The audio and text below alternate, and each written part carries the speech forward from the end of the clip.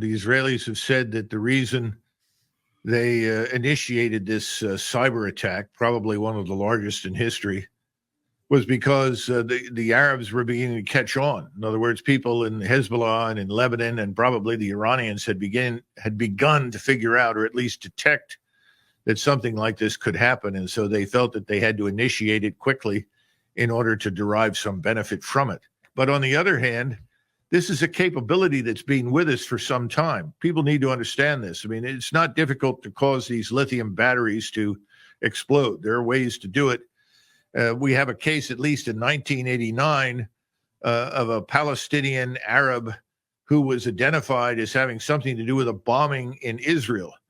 And he picked up his phone in 1989, and the phone exploded. It almost blew his head off. So this has been with us for a while. The problem with these kinds of capabilities is that once you use them, it's over. You've gotten about all you're going to get out of it. In other words, there's no surprise left. There's no real benefit. And once you use it, everybody knows about it.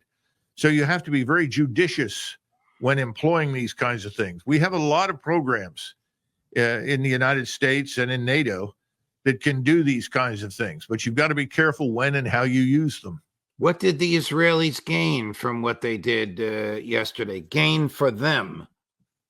Well, I think they thought that they were going to do a lot of damage to Hezbollah and its fighters and some of its leaders, and they probably have done some of that.